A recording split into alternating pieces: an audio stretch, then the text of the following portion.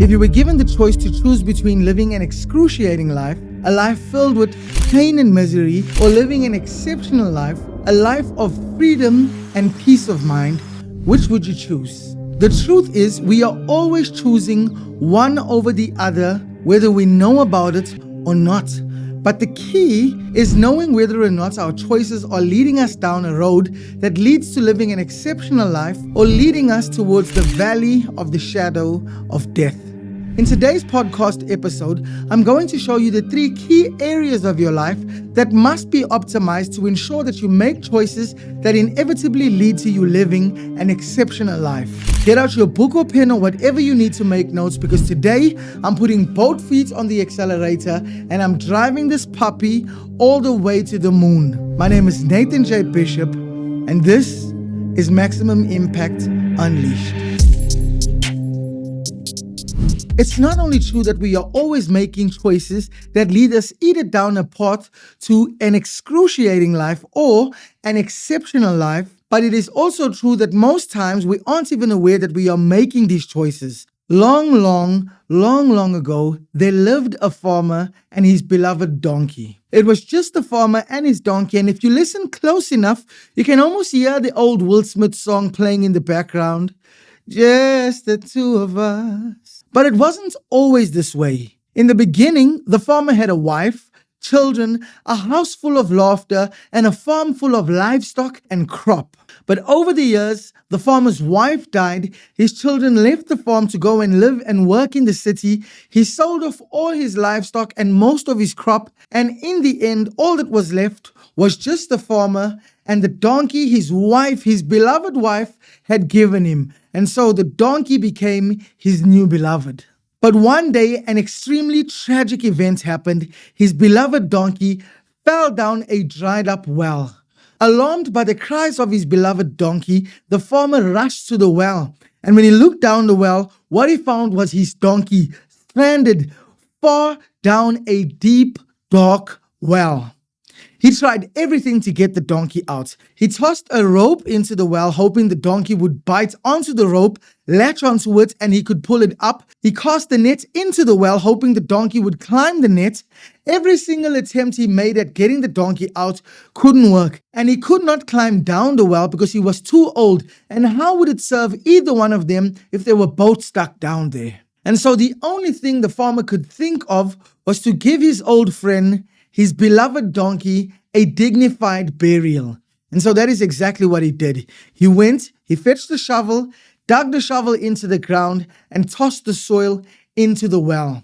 He dug his shovel into the ground, tossed the soil into the well, and repeated this process over and over again. But eventually he heard a very peculiar sound, and so he looked down the well, and what he saw next blew his mind. Each time he threw soil into the well, the donkey would shake it off its head and stomp its feet.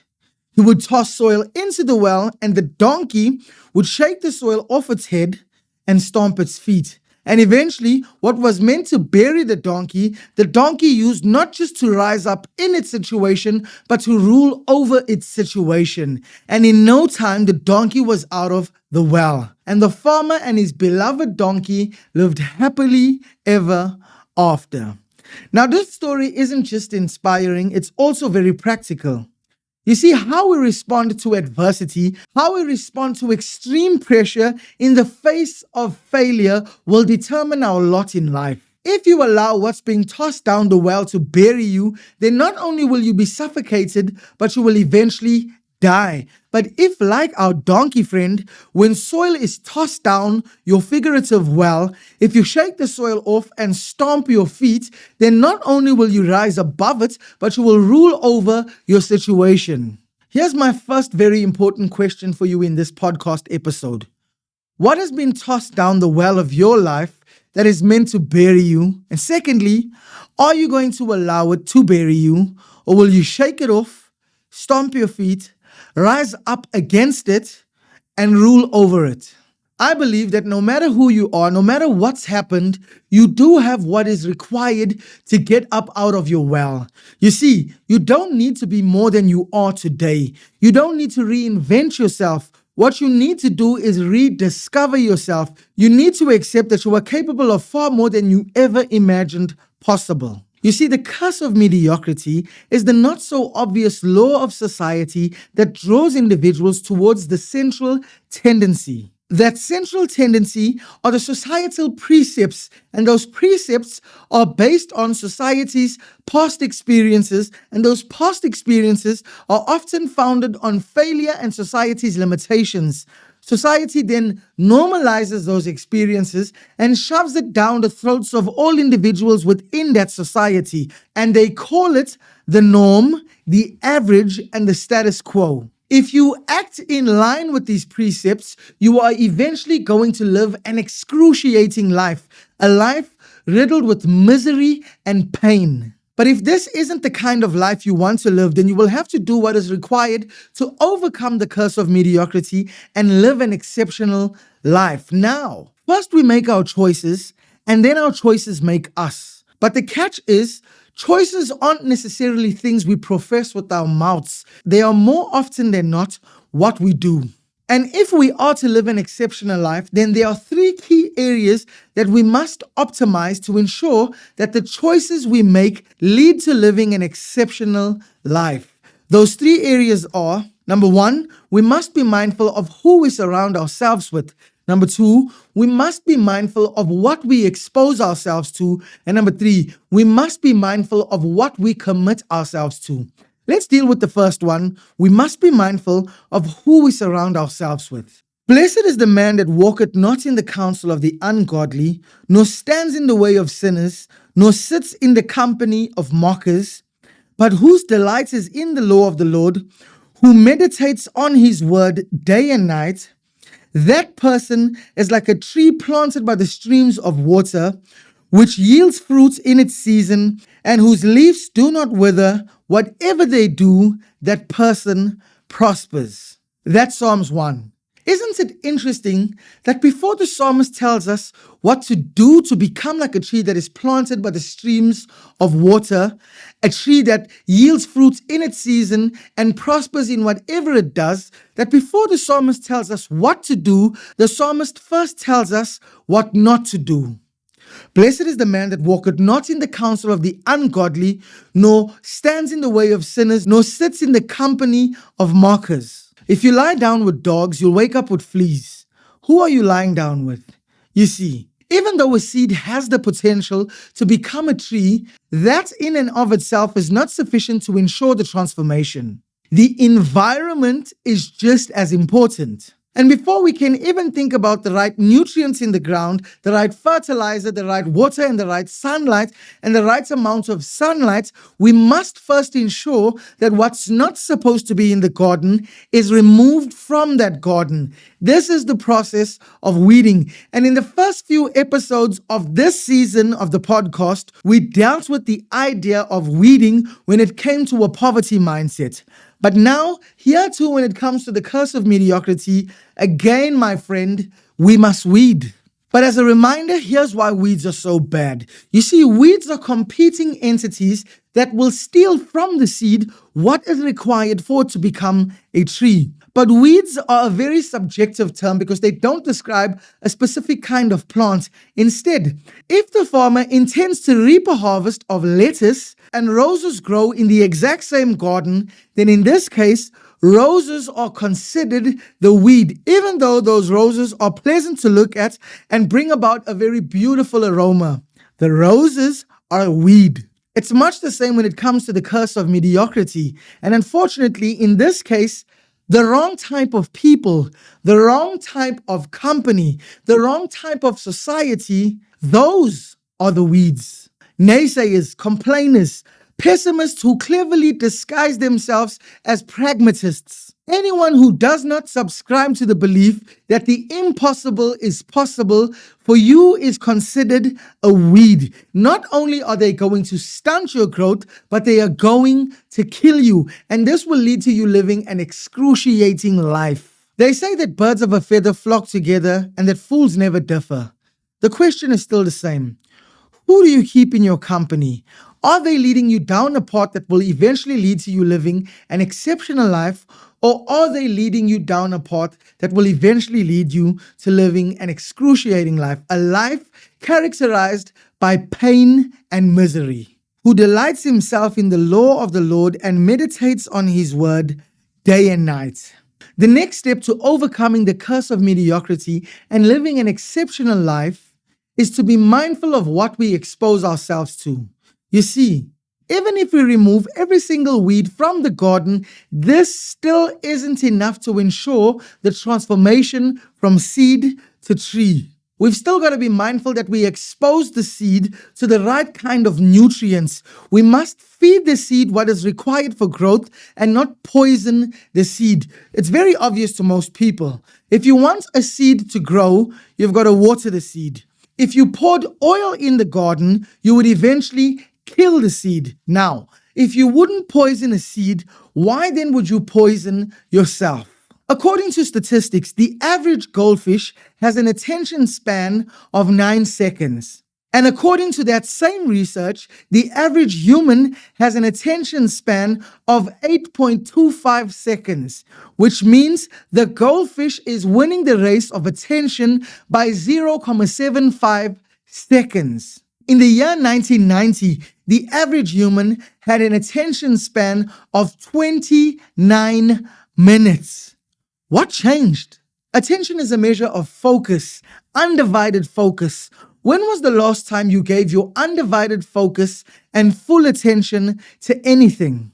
What are you doing right this moment? What are you doing right now? Or put differently, how many things are you doing right now? Are you listening to music while cooking, while mindlessly scrolling on social media and watching the baby? And while we're on the topic of social media, how long can you watch a single video for without scrolling past? This is not you multitasking. This is you decimating and destroying your attention. If you are too poor to pay attention, how will you acquire anything? Your obsessions become your possessions, but you cannot obsess over anything you cannot pay attention to.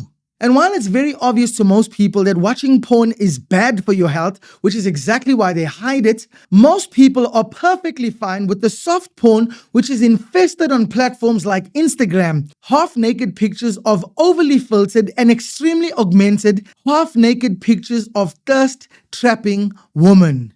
This is bad for you. It is the equivalent of pouring oil into a garden. If you wouldn't poison a seed, why would you poison your mind? No. In the abundance of the heart, the mouth speaks. What are you filling your heart with? This is likely going to come out from you, either from your word or your action. We must be mindful of what we expose ourselves to, and we must make choices that lead us down a path that will eventually lead to us living an exceptional life. You need to read a book, a long one, at least for 30 minutes a day. You want to turn off all notifications, even if just for an hour. You want to start meditating. And if you can afford to meditate for 1 hour, then you should meditate for 1 hour. But if you can't afford to meditate for 1 hour, then you should meditate for 2 hours. Stay away from processed foods, from nicotine, from alcohol, and from drugs. You want to consume whole foods and drink at least 2 liters of water a day. Stop consuming pornography and instead pursue a real relationship with an actual person. I can tell you this much. The older you inside of you is going to thank you for making the tough decisions today. A decision that isn't held by the masses or society, but nonetheless, a decision that will lead to you living an exceptional life. That person is like a tree planted by the streams of water, which yields fruit in its season, and whose leaves do not wither.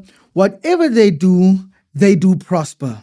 The third and final step that is required to overcome the curse of mediocrity and eventually live an exceptional life is to be mindful of what we commit ourselves to. Now, it's hard to see, but those that have succumbed to the curse of mediocrity by conforming to the norms of society, in doing so, they have committed themselves to eventually living an excruciating life. Now, they may not have professed this with their words, but friend, actions speak way louder than words. Behavior is a far more credible indicator for belief than confession is. Suppose you asked me if I thought it was important that I maintained my physical health. And I answered you saying, absolutely not. My physical health is not important to me.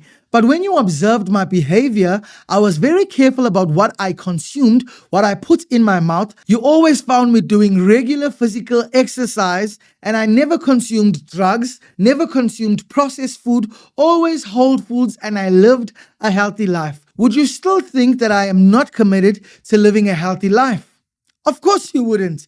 And that's because actions speak louder than words. My actions indicate that I am 100% concerned and I believe that my physical health is important.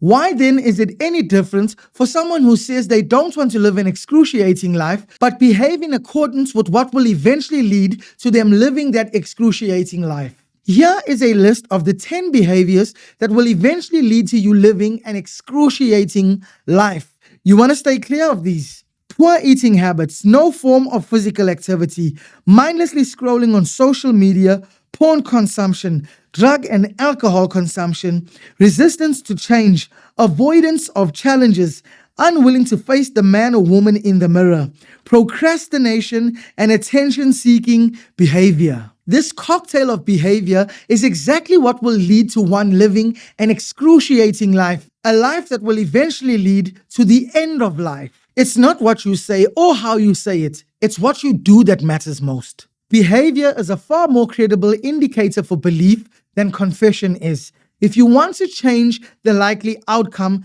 then you need to change your behavior. Friend, you must commit to doing what must be done to eventually live an exceptional life. You need to try new things, difficult things, things that cause you to fail so that you can rightly establish your limitations. And then you want to push through and break through those limitations, thus expanding your expression of self. We must be mindful of who we surround ourselves with. We must be mindful of what we expose ourselves to. And we must be mindful of what we commit ourselves to. And we show our commitment not by what we say, but by what we do. I said it before and I'll say it again. Overcoming the curse of mediocrity and living an exceptional life isn't a set it and forget it kind of thing. It is a take consistent and massive action kind of thing. And this isn't something you want to go at alone or on your own. Instead, you want to find a group of like-minded people who have either done what you are trying to do or are currently doing what you are doing, because these are the kinds of people who subscribe to the philosophy that the impossible is possible, that we are capable of way more than we ever imagined possible, and that if we are willing to fail again and again and again, not only will we fail forward, but we will fail our way to success. These are the people who believe that failing at the highest degree in line with what you were purposed to do is the exact same thing as being self-actualized, reaching your full potential, driving your car to the max, not to the point where you will not go any longer, but to the point where you cannot go any longer. A fool learns from his mistakes. A wise man learns from a fool's mistakes. Just ask yourself the question, where would you be 10 years ago if you knew then what you know now? The answer is simple. You would be where you are now 10 years ago. What wouldn't you give? What wouldn't you pay if you could fast track the process by 10 years? There is very little I wouldn't give. This is exactly what a mentor allows you to do. And that's why I want to encourage you to find yourself a mentor, someone who's already achieved success in the area you are seeking that success. Because in doing so, you are going to fast track the process. You're not going to have to make the same mistakes they made that are obviously avoidable. You're not going to have to waste the money they wasted. You're not going to have to fail and fall where it is obviously avoidable. A fool learns from his mistakes. A wise man learns from the fool's mistakes. Choose to be the wise man. Here's one last analogy before we end this podcast episode. All smart cars are equipped with a navigation system. But if you don't punch the destination into the navigation system, then the navigation system will be of no use to you. When the navigation system says turn left or turn right, it is predicated on where you intend to go. You and I must cultivate in ourselves an internal navigation system that allows us to know what to say yes to and no to based on where it is we intend to get. If there are two people, person A and person B, if person A is headed east and person B is headed west, but person A has a Ferrari and all sorts of nice things in the car and fun people, but is headed in a direction you are not going, whereas person B has got a beat up scrap car that you have got to push to kickstart so that you can get to where you want to go, which car should you jump in? The answer is obvious. If you jump into person A's car, yes, you're going to have a great time, but it's going to take you even further from where you want to get. If you jump into person B's car, though the journey will be difficult, you will eventually get to where you want and need to be. This is the inescapable opportunity cost of life. Either we choose what we want now over what we want most, or we choose what we want most over what we want now, but we simply cannot choose the two because, like car A and B, these options are headed in opposing directions. You see, the fruit of choosing to overcome the curse of mediocrity and to live an exceptional life is what will result in you being able to do what you want to do, wherever you want to do it, with whomever you want to do it with, without jeopardizing your livelihood. A life characterized by freedom and peace of mind. Don't you want to live a life of freedom and peace of mind? I know that is definitely the life I have committed to living. You don't have to succumb to the not so obvious law of society that draws individuals to the central tendency. Do you know why? Because over the last 3 episodes, I have now made this blatantly obvious. Choosing what is considered normal, average, or the status quo will eventually lead to you becoming a statistic of society. And this will eventually lead to living an excruciating life. No, you must live an exceptional life. A life that pushes you beyond your boundaries and forces you to fail at the highest degree in line with what you were purposed to do. So here is my final question to you. What do you believe that you are most purposed to do? I believe that your passion is something that rightly points out that which you are most purposed to do. You see, your passion is driven by love, and so doing it will bring you fulfillment. And your purpose is also something that is driven by love. So yes, it will bring you pleasure, but because it is service to others, it will also bring you fulfillment. That said, if you're looking to build a profitable online business in line with what you love, with little to no money in 12 weeks max, I've created this free masterclass that is designed to show you how to do exactly that. And I'm going to link to it in the description. All you need to do is click on the link and give me your best email address, and I'm going to send this free masterclass training to you. It is under 30 minutes long, and it is a step-by-step approach to living an exceptional life. My philosophy is short and simple. It can be better. No matter what your situation in life is, it can be better. And building a business that will make you money independent of your time and energy in line with what you love, well, that could make life a whole lot better. Let's make it better together. If you enjoyed this podcast episode, please consider subscribing to the channel and give this video a like. Over the next 3 episodes, we're going to explore a concept that gives this podcast its name: maximum impact development. It is predicated on developing a better you through personal development, adopting a better way to wealth creation through wealth development, and hopefully making the world a better place in the process through socio-economic development. My name is Nathan J. Bishop, and this is Maximum Impact Unleashed.